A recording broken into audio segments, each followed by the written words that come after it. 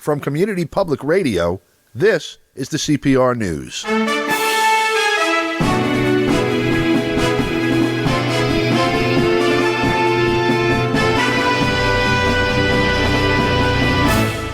From New York, I'm Don DeBar. Today we go to Nicaragua to speak with Stephen Sefton. He's going to give us an update on things that are happening in Latin America, Central America, South America, and the Caribbean. Stephen, a pleasure to have you back with us. Yeah, thanks, Don. And as usual, we've got far too much ground to be able to cover in a single short conversation. But let's see how far we can get.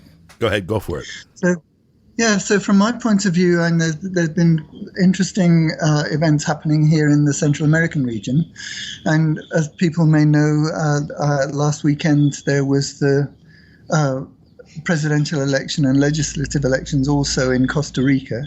And Costa Rica, people may not know much about it. It's a small country with a population of about 5 million people, something over 5 million.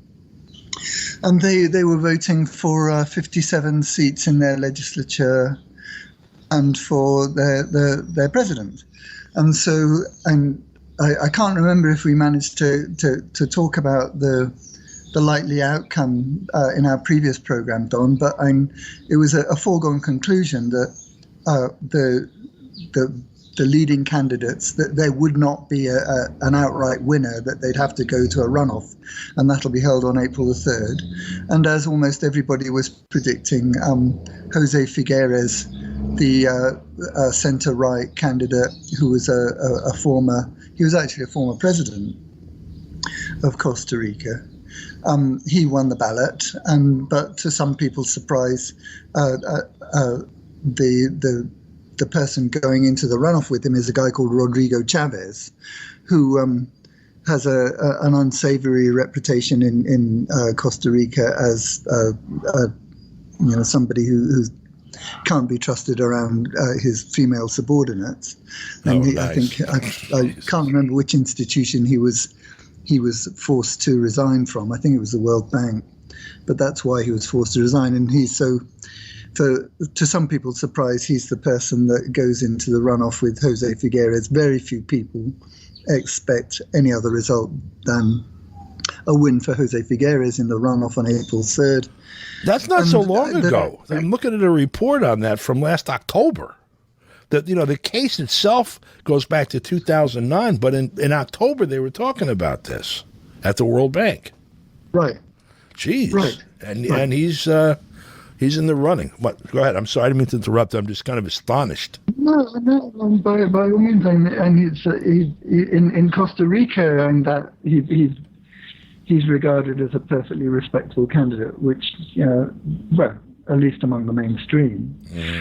So anyway, and it was in the legislature, it was quite interesting because the Frente Amplio, the kind of radical left-wing grouping, which normally gets maybe one or at the most 2 seats in these legislative elections, they actually managed to get 6 seats. 10%. And it was a very bad result for the ruling party.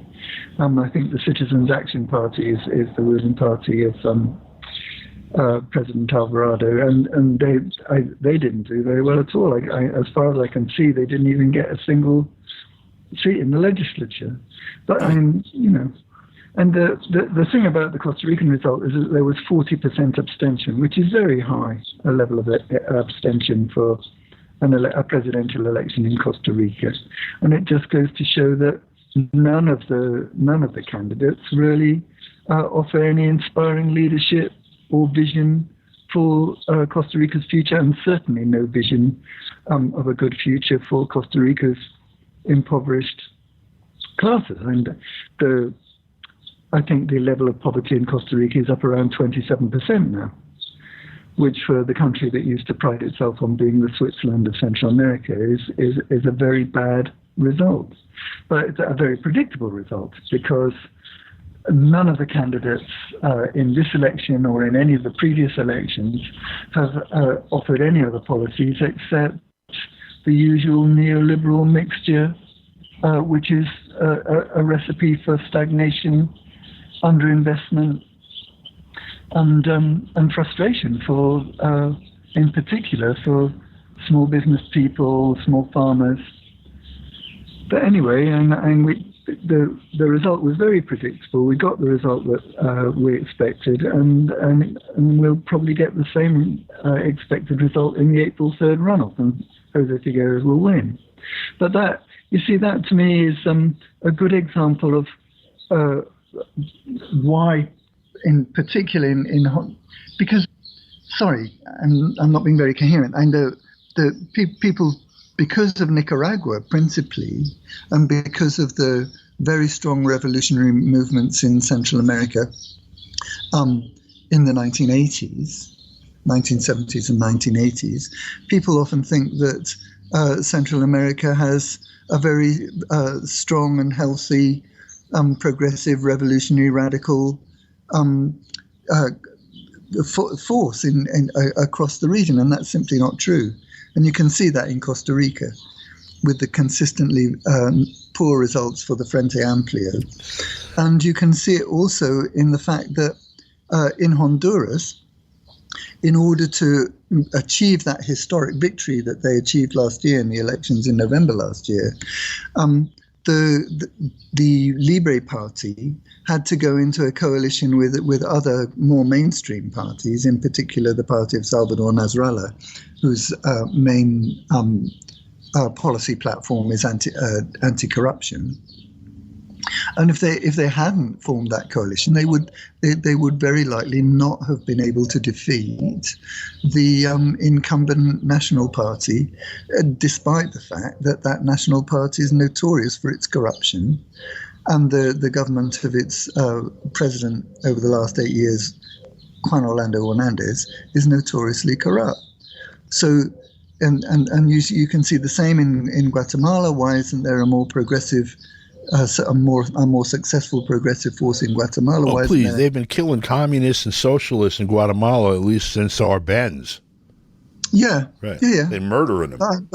Yeah, absolutely. And you know, we can talk more about that later on. But what I'm trying to explain is that, the political consensus in Central America is generally quite conservative with a small c. And so when you look at Nicaragua and the extraordinary success of the Frente Sandinista in terms of its election results, and that just goes to show how in a paradoxical way, how very difficult it is in the other Central American countries for those revolutionary forces to break through. And because you'd think, wouldn't you, that the example of the Frente Sandinista in Nicaragua and all the incredible achievements that they've notched up over the last 12 years or so, actually going on for 15 years now, would be an example to other countries, and the other countries would follow that kind of radical revolutionary template. But that's not the case. And in fact, in El Salvador, you have a situation where the revolutionary political force there, the Frente Farabundo Martí, has actually suffered serious electoral setbacks over the last few years for all kinds of reasons, but leading to a point where you have a maverick right-wing figure like Nayib Bukele calling the shots in El Salvador for the moment. And even there too, you can see how the tide of support for Bukele is on the way out. But the thing I'm trying to get across is that one shouldn't think that it's normal in Costa Rica for progressive and revolutionary forces to do well. It's actually the opposite. And that in Honduras, there's been a very significant development where, do you remember when we were talking about Honduras the last time? We were talking about how there's been a division. Yeah. A split in the Libre Party, and that led to a situation in which 18 members of the Libre Party voted for a right-wing directorate of the legislature, the National Congress. Let me just remind people, very briefly. In essence, what happened was we had finally a return to the constitutional government. In essence, after the coup, it was 2009, 2010. Against the government of Mel Zelaya, the U.S.-backed coup there, and the interim period from then until this, last month, a series of right-wing governments that were there that were the child of the coup, in essence. Finally, we had Xiomara Castro, who was the wife of Mel Zelaya, by the way, rode into office on popular vote, and a majority slate in the legislature running with her was also elected. And as soon as they sat down in the legislature, half of them defected to the right wing in front of, or more than half. And it was obviously staged, and it was basically the right wing's, the U.S.'s fallback plan in the event that people got control of the government again. And so there was this split the last time we spoke that had still, this cleave in the party, the majority party, had still existed last week. And so we're updating now that this has been healed. So go ahead and give us the details. Yeah, so I'm the leader of the group that split away was a guy called Jorge Calix. And one of the things that he objected to was the fact that by prior agreement that had been ratified in an assembly of the Libre Party grassroots, the presidency of the National Congress, the legislature in Honduras, was to be assigned to the Libre Party ally, the Salvador Nasrallas party, and a guy called Luis Redondo was going to be the president of the legislature. And apparently one of the pretexts for the split was that the Libre dissidents were not in agreement with that. But in carrying out the split, they were in rejecting the democratic wishes of the majority of the Libre Party membership. So anyway, that's been sorted out, and that's very important because assuming that we can take it at face value, and that means that the Libre Party bloc will vote as a bloc in the legislature, that should make it much easier for Xiomara Castro's government to push through the progressive legislation that they're hoping to push through, some of which is very, very important in terms of rolling back the privatization agenda of the previous administration under Juan Orlando Hernandez, and also in reclaiming basic sovereignty, basic national sovereignty for the country. Right, so which is what these people ran on again. Yes, go ahead. Right. So then, in terms of of what's happening in the region and possible threats to the stability of the region, and that, or talking about the stability of the region overall, the incredible progress made by the Sandinista government in Nicaragua, plus the fact that this new government in Honduras is likely to inaugurate a set of policies that will do a great deal to stabilize the economic and social situation of all the groups that have suffered for what is it now, 10, 12 years under the right-wing narco dictatorship of Juan Orlando Hernandez, and before him Porfirio Lobo. Yeah. Those two administrations in Honduras and Nicaragua should lead to greater stability overall in the region. And Costa Rica is somewhat at the margins of what's going on in the region, because they have always kind of held themselves aloof from integrating as completely as they might into the Central American integration system, which is actually an institution. There's an institution called CICA, which is the Central American integration system. And always the other four Central American countries, Guatemala, El Salvador, Honduras and Nicaragua, have been much more committed to for example, trade integration, economic integration in general, integration of all the various different aspects of their respective education policies, their health policies, the what do you call them, phytosanitary policies that are incredibly important in countries that are producers of basic grains, and also veterinary standards that are important in a country that's a big producer of beef.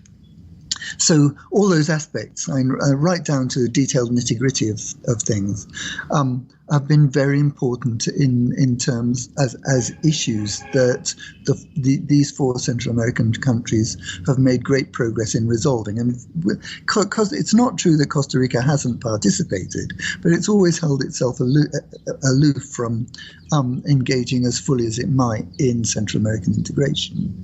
So with the two stable administrations that we have now in Nicaragua and Honduras should actually promote a greater impulse towards integration in the Central American region. And Central America has a population of 70 million, something like that, overall. And so, an incident that was extremely strange, and which threatens that overall drive towards stability and integration in Central America, took place last week with an incursion by Salvadoran military naval vessels into Nicaragua's maritime territory in the Gulf of Fonseca, which is an area of water into which El Salvador, on which Honduras, El Salvador, and Nicaragua all have coastline. Now, back in whenever it was, 1990-something, the International Court of Justice in The Hague decreed, they issued a judgment enabling all three countries to have access out to the Pacific through the Gulf of Fonseca. But El Salvador has always tended to reject that in practice. And there was back when the Farabundo Martí government was in power in El Salvador, it looked as though there was progress being made to allow all three countries to work harmoniously in the Gulf of Fonseca. Honduras would be allowed its route out to the Pacific through the Gulf of Fonseca, and the zone would be declared a zone of peace and economic development. That was, a very strong part of the regional agenda for promoting economic development in the region. Now, some time ago, Honduras and El Salvador had a dispute because El Salvador has always tried to deny that Honduras has a legitimate route out to the Pacific through the Gulf of Fonseca. Now, the 1992 International Court of Justice judgment contradicts the Salvadoran position.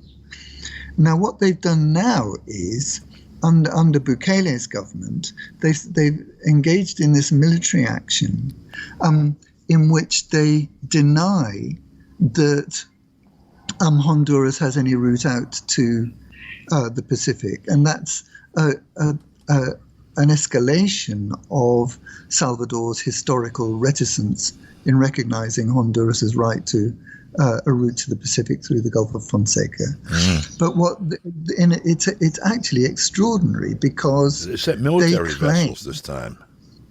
The Salvadorans sent military vessels starting last week. Yeah, that's right. Yeah.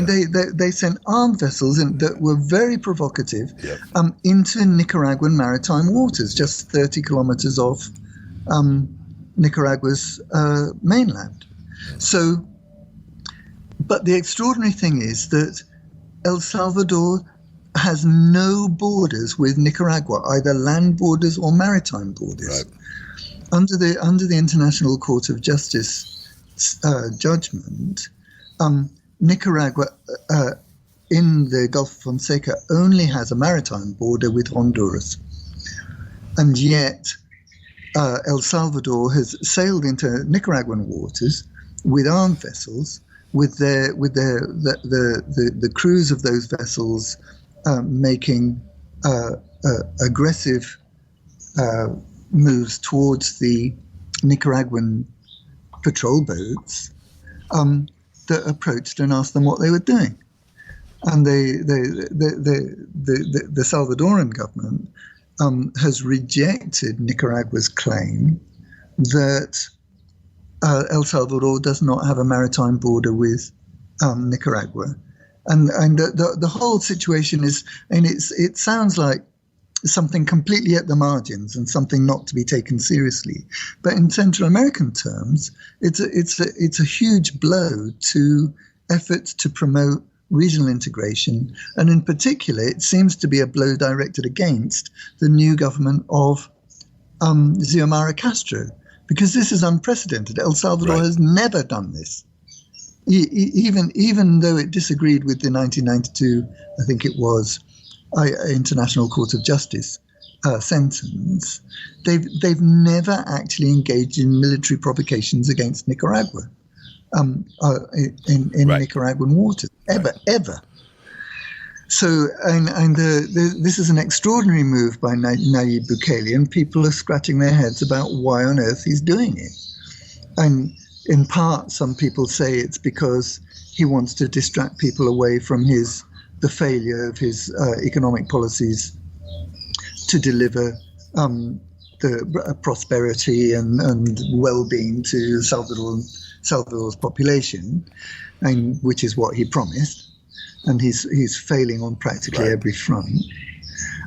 So it might simply be a distraction from that policy failure of his in El Salvador. And personally, I find it very hard to believe that Bukele is not doing this at the instigation of the United States. That's what it seems like to me. Look, you've got El Salvador, Nicaragua, Costa Rica going from North America to South America, and this is in between the three of them.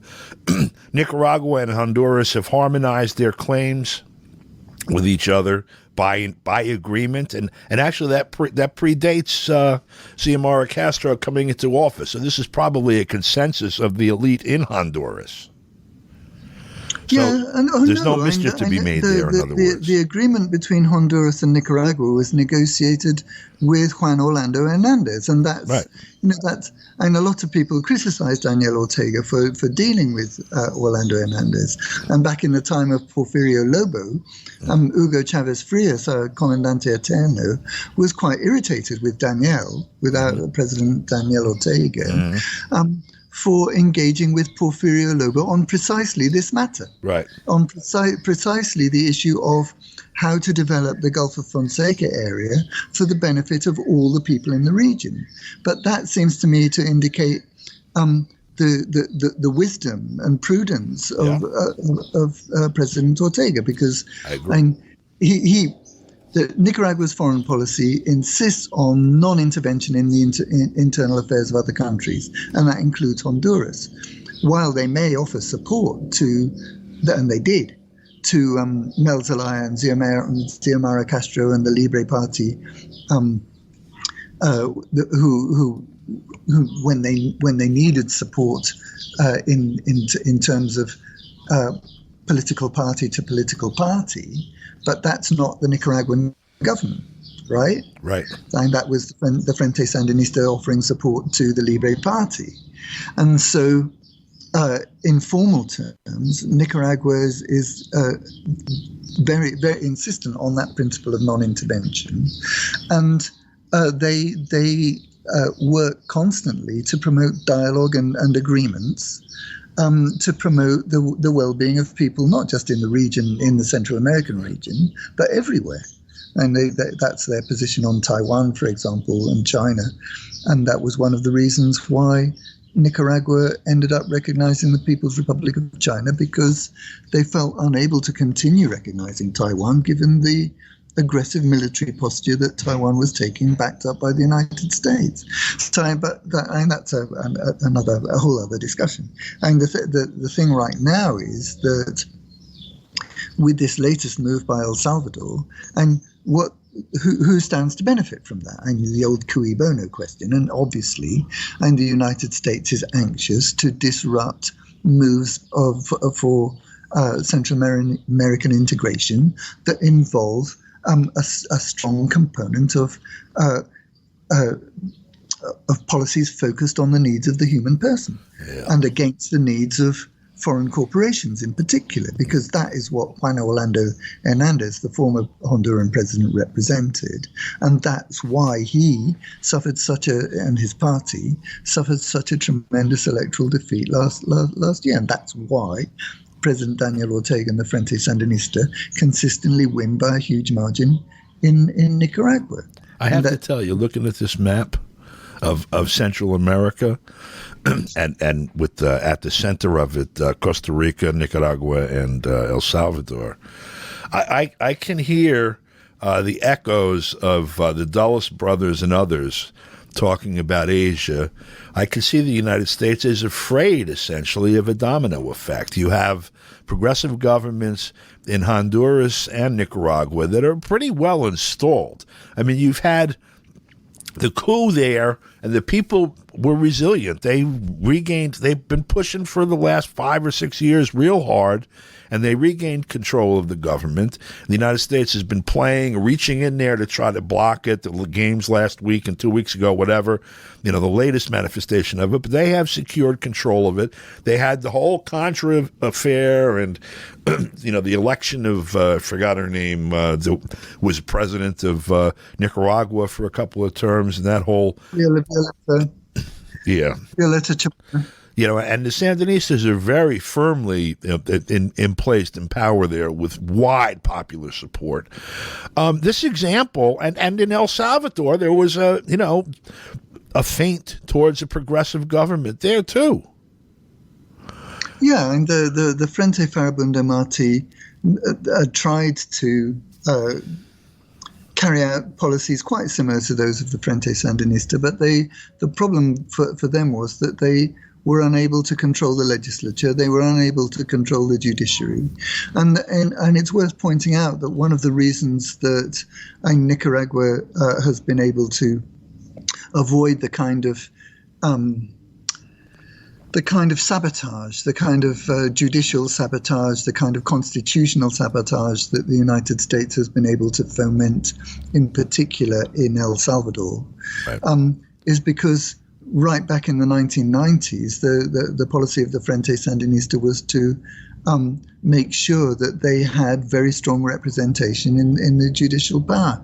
Right. And that's one of the reasons why they've been able to avoid the lawfare phenomenon, right, that has affected other governments. And, this ridiculous idea, people still talk about separation of powers. Yep. And it's just ridiculous. And that's... Even here in the United States, it's a joke. You can see, I think I've explained to you some of the mechanical processes of politics in the United States, and you have essentially, even in a county that I live in, which is adjacent to New York City, so it's definitely not the sticks, in the richest county, one of the richest counties in the world, there are two guys that are both the representatives of the Democratic and Republican parties, respectively, as the commissioners of elections. They decide who's on the ballot. They're also the chairs of the committee for those two parties. And so they're the ones that bring the candidates there, and they decide whether the challenges are valid or not. And they also are chosen by the same people that choose the judges, where if you challenge their determination, are going to decide whether or not you can be on the ballot. We're out of time, so we got to pick up the rest of this next week. But that is a pattern that they have entrenched everywhere. And, of course, we can ask Lula and a number of others. So thank you, Stephen, for your time this week, and we'll speak with you again next week. Okay, look forward to it, Don. Thanks a million. Thank you.